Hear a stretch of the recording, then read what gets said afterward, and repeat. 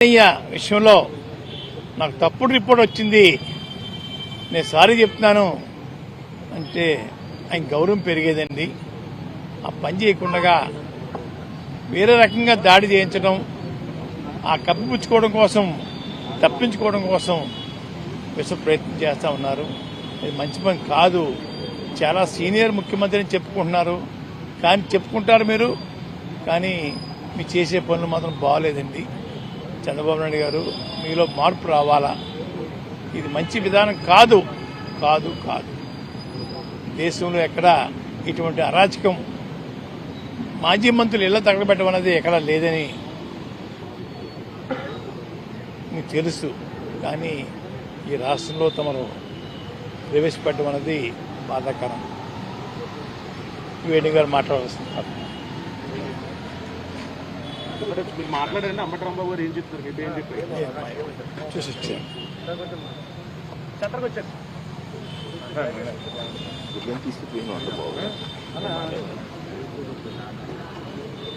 బ్రీఫ్గా స్ట్రైట్గా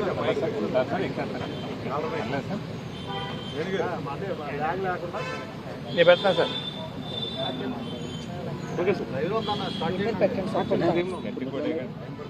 ప్రజాస్వామ్యంలో ఆటవిక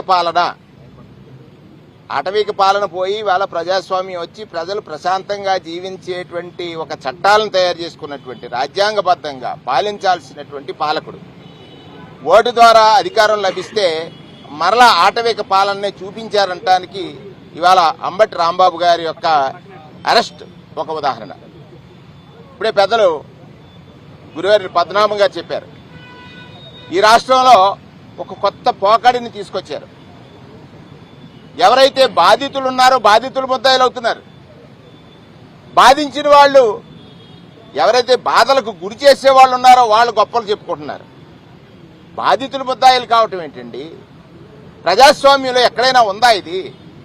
చంద్రబాబు నాయుడు గారి స్టేట్మెంట్లు చూస్తే ఎలా ఉన్నాయి? దీని మీద ఆరాలు తీస్తున్నారంటున్నారు. పట్టపగలు అంబటి రాంబాబు గారు ఏం ప్రశ్నించారు? ఏదైతే మీరు కల్తీ లడ్డు, కల్తీ నెయ్యి అనేటువంటి అంశాన్ని తీసుకొచ్చారో అందులో వాస్తవం లేదని, అందులో జంతు కొవ్వు కలవలేదని, ఫిష్ ఆయిల్ కలవలేదని, పంది కొవ్వు కలవలేదని సిబిఐ తన షార్ట్ షీట్లో పేర్కొన్న విషయాన్ని ప్రస్తావించారు. దానికి మీరేం చేస్తున్నారు? కలిసిందన్నట్టుగా పోస్టర్లు వేయటువంటి ఏమిటండి సంస్కృతి? మీరు పాలన చేస్తున్నారు కదా, పాలనా అధికారం మీ దగ్గర ఉంటే ఈ సంస్కృతి తీసుకురావడం, దాన్ని ప్రశ్నించినందుకు మీ వాళ్ళ చేత దాడి చేయిస్తారా? ఆయనకి అంబటి రాంబాబు గారి పైన ఒక మహిళా మణి చేసినటువంటి వ్యాఖ్యలు మీకు వినపడలేదా? వారు రాంబాబు గారిపై దాడికి యత్నించిన విధానం మీకు కనపడలేదా? కనపడక వినపడక నటిస్తూ ఆయన ఇంటిపైకి దాడికి పురుకొల్పి 5 గంటల సేపు, అంటే పోలీసు వ్యవస్థ నిర్వీర్యమైపోయింది, నిస్తేజం అయిపోయింది. అధికారానికి వత్తాసు పలకడం తప్ప వారు వేసుకున్నటువంటి యూనిఫారం, అంటే ఈ రాష్ట్రంలో కానీ దేశంలో కానీ ఖాకీ యూనిఫారం చూస్తే రక్షణ ఉంటుందనేటువంటి ప్రజల ఆలోచనలకు భిన్నంగా ఖాకీ యూనిఫారం వేసుకున్న వారి ఎదుట రాంబాబు గారి ఇంట్లో చేసినటువంటి అరాచకమైన అప్రజాస్వామికమైన విధానం ఏదైతే ఆ దాడి ఉందో, మహిళలున్నారు, వారి సతీమణి ఏజుడు కుమార్తెలున్నారు, మనవలున్నారు, మహిళలు ఇంట్లో ఉన్నారని చూడకుండా వారు చేసినటువంటి విధానం ఏదైతే ఇవాళ ప్రజలు గమనించారు. నేను అడుగుతున్నాను, ఈ రాష్ట్రంలో ప్రజాస్వామ్యాన్ని నమ్మిన, ప్రజాస్వామ్యాన్ని గౌరవించే, ఈ ప్రజాస్వామ్యం నాకు హక్కులు ఇచ్చింది, ఆ హక్కుల్ని రక్షించడానికే నేను ప్రభుత్వాన్ని ఎన్నుకున్నాను అనుకున్న వారిని కూడా అడుగుతున్నాను, అధికారం ఇస్తే ప్రజాస్వామ్యాన్ని రక్షించడానికి కాదు, వాళ్ళని రక్షించుకోవడానికి అనేటువంటి విధంగా మొన్న జరిగినటువంటి ఘటన జరిగింది. ఇవాళ అంబటి రాంబాబు గారిని మీరు జైల్లో పెట్టొచ్చు. నేను చెప్తున్నాను కదా, ఎవరైతే బాధితుడు ఉన్నాడో అతను నిందితుడు అవుతున్నాడు, అంటే ఆయన ఎక్యూజ్డ్ అవుతున్నాడు. ఇంతకంటే దారుణం ఏముంది? పట్టపగలు ప్రజాస్వామ్యం కూని అయిందనటానికి, పట్టపగలు ప్రజాస్వామ్యం కూని అయింది అని అంటానికి ఇంతకంటే సాక్ష్యం ఏమైనా కావాలా? బాధితుడు ఆయన, ఇల్లు తగలబడ్డది ఆయిందా? దాడి చేసింది ఆయన మీద, ఆయనేమో ముద్దాయి అవుతాడా? సెంట్రల్ జైలుకి తీసుకొచ్చారు. కానీ రాంబాబు గారిని కలిసిన తర్వాత ఆయన చెప్పాడు, ప్రజాస్వామ్య రక్షణ కోసం ఎన్ని రోజులైనా జైల్లో ఉంటాం. కానీ ఈ పాలకుడు తీసుకున్న నిర్ణయం సభ్య సమాజానికి తెలియాలి, ఈ ప్రపంచానికి తెలియాలి. ఈ పాలకుడు చెప్పిన మాట ఏమిటి, చేస్తున్నది ఏమిటి? అధికారం ఉంటే తన కోసమా ప్రజల కోసమా ఆలోచన చేయకుండా చేస్తున్న విధానాల మీద ఆయన చాలా ధైర్యంగా చెప్పాడు అంబటి రాంబాబు గారు. ఆయన చాలా విజ్ఞతతో మాట్లాడాడు. నా నోటి వెంట అనుకోని పదవి వచ్చింది, దానికి నేను చింతిస్తున్నానన్నాడు. దానికి మీకు ఎక్కడా లేదు. దానిని ఏదో పెద్ద ప్రచారం చేయాలనుకుంటున్నారు. ఒక్కసారి రాంబాబు అన్న మాటకి 1,00,000 సార్లు మీ వాళ్ళన్న మాటల్ని ఒక్కసారి తెచ్చి చూసుకోండి. మీరు ఆ సీట్లో కూర్చున్నది ప్రజల యొక్క హక్కుల రక్షణ కోసం ఉన్నారు. ప్రజలకి ప్రజాస్వామ్యం కొన్ని హక్కులు ఇచ్చింది. ఆ హక్కుల్ని కేవలం మీకైతే వేరుగా, ప్రతిపక్షానికి వేరుగా చూడమని ఎక్కడా చట్టంలో లేదు. అది చేస్తున్నటువంటి మీరు ఇవాళ చంద్రబాబు నాయుడు గారు, మీరు గాని, పవన్ కళ్యాణ్ గారు గాని ఇవాళ కూటమిగా ఏర్పడి ప్రభుత్వం అంటే ప్రజలు నమ్మకం, ఆ నమ్మకాన్ని ఇవాళ కూనీ చేశారు. పట్టపగలే ప్రజాస్వామ్యం కూనీ అయిందని అనటానికి బాధితుడు నిందితుడు అవుతున్నాడంటే ఒకసారి ఆలోచించమని చెప్తున్నాను. ఎక్కడికక్కడ అంబటి రాంబాబు మీద, అలాగే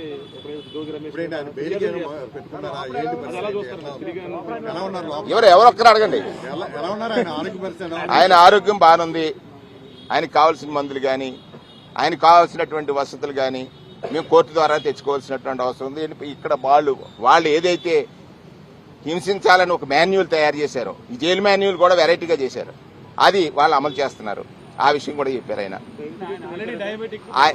దానికి కావాల్సిన మెడిసిన్స్ కానీ ఇవన్నీ కూడా కోర్టులో వేసి ఆ దాని ద్వారా వచ్చినప్పుడు తీసుకోవడానికి వారు తీసుకున్నారు. మెడిసిన్స్ ఆయన తెచ్చుకున్న మెడిసిన్స్ ఉన్నాయి. ఇంకా మెడిసిన్స్ ఇవ్వాలి కదా. దానికోతే ఒక మాజీ మంత్రికి ఇవ్వాల్సినటువంటి ఏ ప్రోటోకాల్స్ ని వాళ్ళు ఫాలో కావట్లేదనేటువంటిది ఆయన చెప్పినటువంటి మాట. రెండవది యాంటిసిపేటరీ బెయిల్. ఇప్పుడు ఒక కేసు పెడతానన్నప్పుడు యాంటిసిపేటరీ బెయిల్కి అప్లై చేయడం అంటే అసలు రిమాండ్ ఇట్ సెల్ఫ్ ఏంటి? ఇప్పుడు ఆయన వేసిన రిమాండే చట్టం పరిధి విరుద్ధంగా ఉన్నదనేటువంటి ఒక వాదన ఉంది. ఆయన ఏదైతే రిమాండ్ తీసుకున్నారు అంటే మాకు అధికారం ఉంది, మా ఇష్టానుసారంగా పనిచేస్తాం అన్నట్టుగా ఉంది. నేను ఏమంటున్నాను, మీరు you people are the judges అండి. మీడియా వారు అడుగుతున్నాను నేను, మీడియా ద్వారా ప్రజలను అడుగుతున్నాను నేను. ఎవరైతే ఒక బాధితుడు ఉన్నాడో అతన్ని నిందితుడిని చేసేటువంటి ఈ సంస్కృతి ఏమిటండి? ఇది ప్రజాస్వామ్యంలో ఎక్కడైనా ఉందా? ఎక్కడుంది? నియంతలు పాలించేటువంటి దేశాల్లో ఉంటుంది. నియంతృత్వ పాలనకి ఇది ఒక నిదర్శనం అవుద్ది. దాని డౌటే ఉంది. నియంత పాలన నియంతృత్వ దేశాల్లో జరుగుతున్న విధానాలను ఇక్కడ తీసుకొచ్చారని చెప్తున్నాను. దానిలో మీడియా మీరే జడ్జి చేయాలి. నేనెందుకు ఆ జడ్జిమెంట్ మీరేమని అడుగుతుంటే నన్ను అడుగుతున్నారు మళ్ళీ మీరు? నేను అనుకుని చెప్పాను, ఆ జడ్జిమెంట్ మీరేవాల్సింది. అంటే ప్రజల తరఫున ఒక మీడియాగా మీ బాధ్యత కూడా ఉందని అంటున్నాను. అంబటి రాంబాబు గారి ఇంటి మీదనా దాడి జరుగుతా? మరి ఆయన ముద్దాయ్యాడు. దాడి చేసిన వాళ్ళు ఎంతమంది ముద్దాయిలేరు?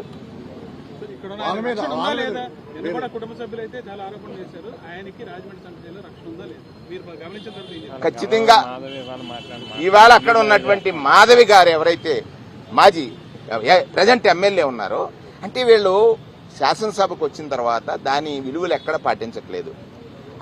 ఆవిడెందుకు మాధవి గారు మాట్లాడిన మాటలు కానీ, పెమ్మసారి గారు మాట్లాడి అది కాన్స్టిట్యూషనల్ వైలెన్స్. ఒక కేంద్ర మంత్రి మరి ఎగైన్ దాడి చేస్తానని చెప్తున్నారు. సురేష్ గారి ఇంటి మీద దాడి గారు. ఈ పెట్రోల్ బాంబులు ఏంటండి? ఇది ఎక్కడ తీసుకెళ్తున్నాడు ఈ రాష్ట్రాన్ని? చంద్రబాబు నాయుడు గారు మీకు అధికారం ఇచ్చారు, మీది కదా ఫెయిల్యూర్. శాంతి భద్రతల రక్షణ ఎవరిది? ముఖ్యమంత్రిది. ఇక్కడ శాంతి భద్రతలు లేవని తెలుస్తుంది కదా. తెలుస్తున్నప్పుడు దానికి ఫెయిల్యూర్ ఎవరిది? ముఖ్యమంత్రి కదా. నైతిక బాధ్యత వహించాల్సింది ఎవరు? నైతిక బాధ్యత అనేటువంటి పదం మీద ఆయనకు ఒక గౌరవం ఉంటే వహించాల్సింది ఎవరు? ఇవాళ రాష్ట్రంలో దాడి చేసి దాడికి గురైన వాళ్ళని ముద్దాయిలుగా చేసి ఆయన చలిగోగుతున్నాడని అంటే ఇది ప్రజాస్వామ్యంలో చాలా చాలా చీకటి రోజుగా సందర్భంగా మనం చేస్తూ ఈ విషయాన్ని ఇప్పటికే మా నాయకుడు జగన్మోహన్ రెడ్డి గారు జాతీయ స్థాయిలో ప్రస్తావన చేయడానికి ఇవాళ పార్లమెంట్ మెంబర్లందరూ కూడా ప్లకార్డ్స్ ప్రదర్శించి జస్టిస్ కోరారు. ఈ రాష్ట్రంలో పాలన లేదు, శాంతి భద్రతలు లేవు, అధికారం ఉందనేటువంటి అహంకారంతో ప్రజల్ని ఇష్టానుసారంగా ఇబ్బందులకు గురి చేస్తున్నారనే విషయాన్ని చెప్పారు. పాలకులు కేంద్ర మంత్రి మాట్లాడిన మాటలు చూశారు. వాళ్ళు మాట్లాడినటువంటి మాటలు సినిమా చూపిస్తాం, మేము అణిచివేస్తాం. దేనికోసం? ప్రజాస్వామ్యంగా ప్రజల పక్షాన ప్రజల గొంతై అడిగే ప్రశ్నించేటువంటి ప్రతిపక్షాన్ని అణిచివేయటం ద్వారా ప్రజలకు మంచి జరుగుతుందని మీరు అనుకుంటున్నారా? అది కూడా ఒక ప్రశ్నగా ఉంది. అది చూసినాం. రేపు మళ్ళీ జగన్మోహన్ రెడ్డి గారు అంబటి రాంబాబు గారి కుటుంబాన్ని పరామర్శ చేసిన తర్వాత ఒక కార్యాచరణ చేస్తాం. రాష్ట్రంలో ప్రజాపక్షాన పోరాటం చేసేటువంటి ప్రతిపక్షం గొంతు నొక్కటానికి ప్రయత్నించొచ్చుగాక, కానీ జడిసి ఎవరు కూడా ప్రజాపక్షాన పనిచేయకుండా ఉంటారని అనుకోవడం వాళ్ళ భ్రమ. ప్రజాపక్షాన పనిచేయడంలో మీరు ఎంత గట్టిగా గొంతు నొక్కినా, ఎంత గట్టిగా హింసలు గురి చేసినా, ఎంత గట్టి కేసులు పెట్టినా పోరాటం చేస్తాం. వైసీపీ రెచ్చగొడుతున్న ఆ ఉచ్చులో పడకూడదని చంద్రబాబు స్టేట్మెంట్ ఇచ్చారు. దీన్ని ఎట్లా చూడాలి? మీరు ప్రైమ్ 9 కదా, రెచ్చగొట్టింది ఎవరు? ఒకసారి డిబేట్ పెట్టండి. ఆయన అంటాడు, ఆయన చెప్పేది ఏది నిజం?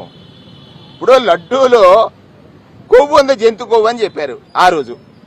ఇవాళ ఒక సిబిఐ ఒక సిట్ రిపోర్ట్ లో ఏమిచ్చిందనంటే జంతు కొవ్వు అనేది లేదు, రూల్డ్ అవుట్. మరి పోస్టర్లు వేస్తున్నారేంటి? ఇంకా ఉందంటున్నారేంటి? ఇక్కడ ఆయన ఏమనుకుంటున్నాడంటే జగన్మోహన్, రెండోది కూడా చెప్తున్నాను, కలుషితం అన్నారు. ఏదైతే సింథటిక్ అనేటువంటి పదం టీడీపీ రెజ్యూమ్ నుంచి ఇప్పుడు దాకా అది జరిగితే తప్పు అయితే ఖచ్చితంగా అప్పటి నుంచి ఇప్పుడు దాకా. ఇప్పుడు ఆయన అనిల్ కుమార్ సింఘాల్ గారి మీద ఎందుకు చర్యలు తీసుకున్నారు? అంటే తప్పు జరిగిందని తీసుకున్నారు కదా. రెండోది చూసినట్లయితే చంద్రబాబు నాయుడు గారు ఇవాళ ఏదైతే పాలన సాగిస్తున్నారో ఆ పాలనలో అన్ని వేళ్లు ఆయన పక్కకే చూపిస్తున్నాయి. ఆయన ఒక వేలు చూపిస్తే అన్ని వేళ్లు ఆయన పక్కకే చూపిస్తున్నాయి. నేను అన్నదే నిజమని ఆయన భ్రమిస్తున్నాడు తప్ప నిజం కాదని ప్రజలు తెలుసుకుంటున్నారు. ఓకే, థ్యాంక్ యూ అన్న, థ్యాంక్ యూ. ఇంకెందులో మళ్ళీ చాలా ఇంకా ఎందుకు గురించి మాట్లాడుకోవడం?